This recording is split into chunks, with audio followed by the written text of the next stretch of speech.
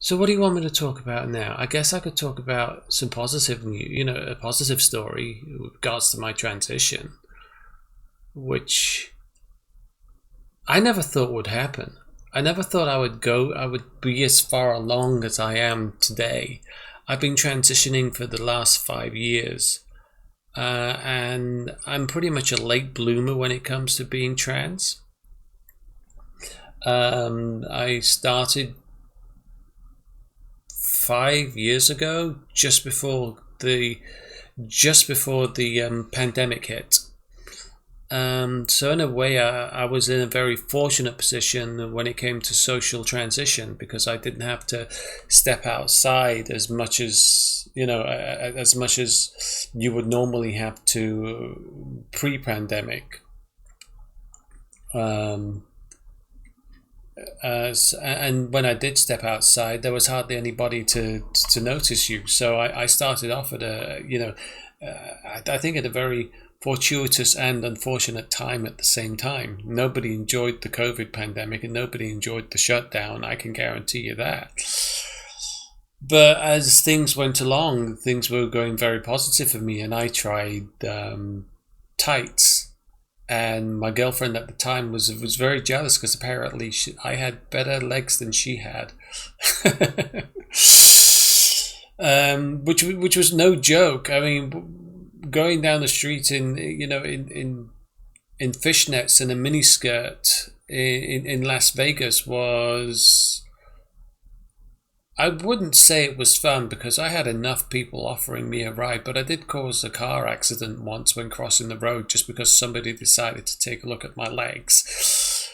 So, and of course, there I am moving onwards as if nothing happened. I caused a mini pileup, which I'm quite proud of to this day. But the only problem with living in Vegas is that nearly everybody wants to give you a ride if if you even present in the slightest bit young and femme.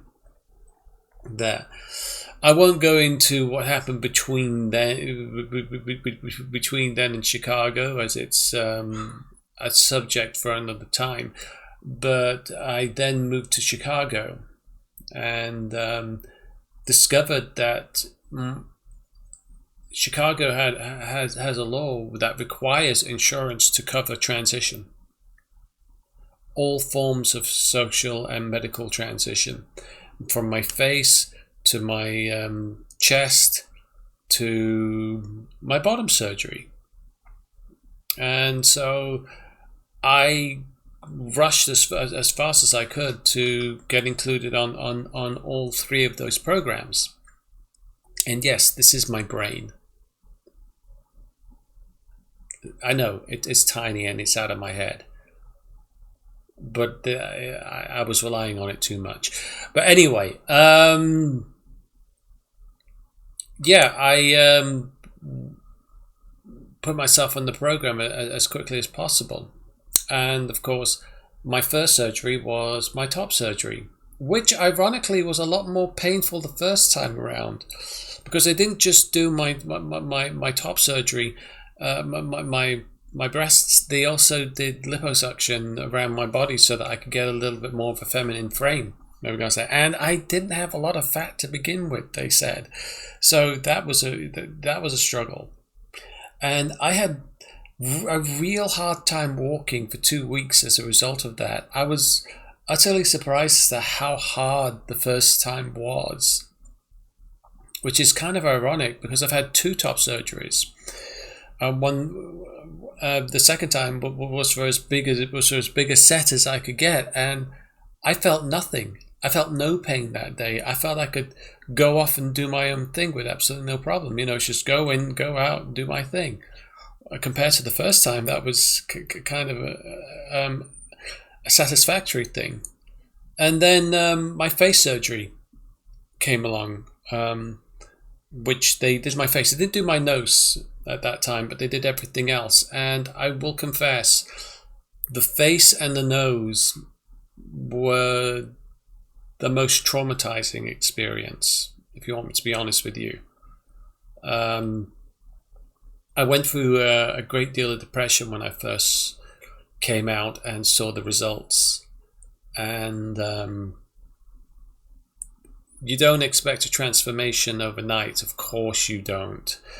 You expect to come out of it looking like you've been through a car accident, a truck accident, and then finished off by a train on the railway track face down.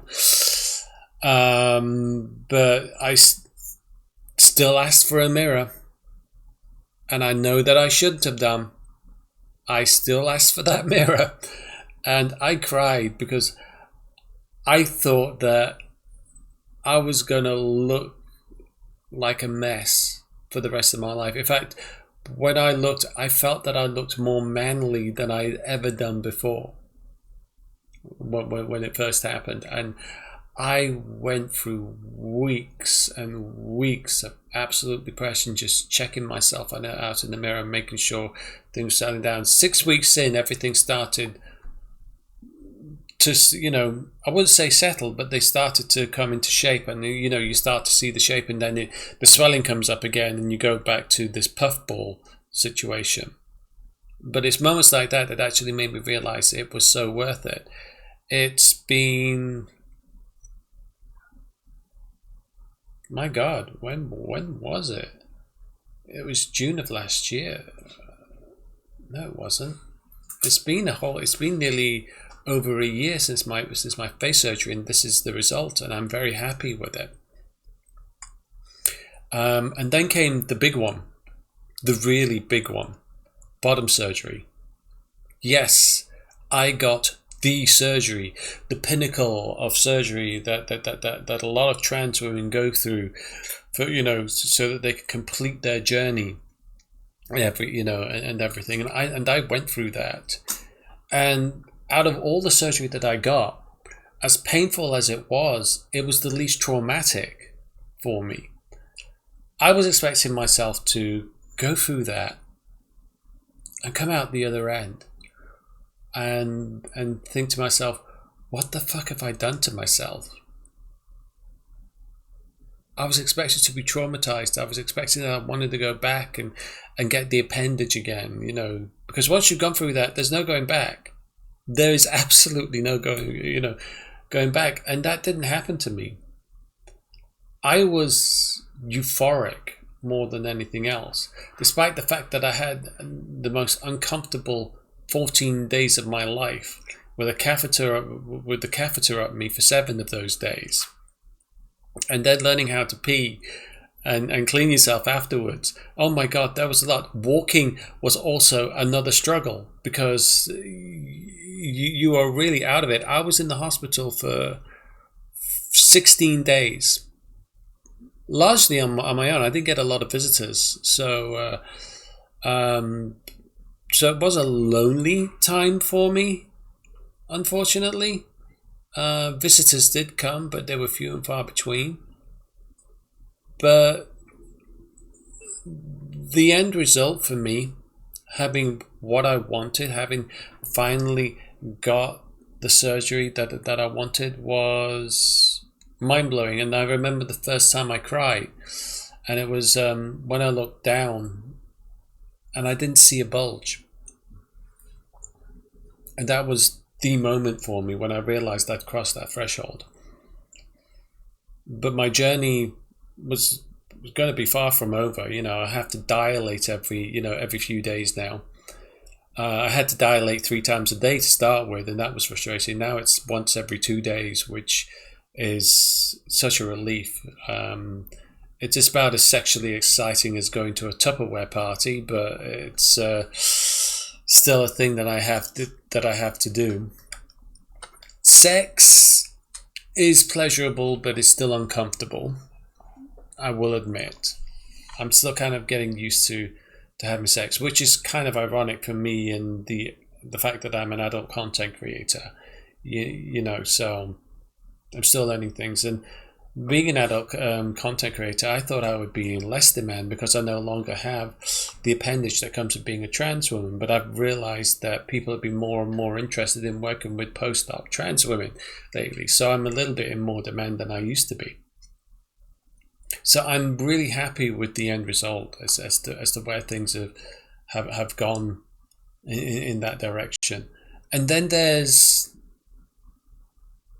my nose surgery, which again was another traumatic. It wasn't so much upsetting as it was the most painful.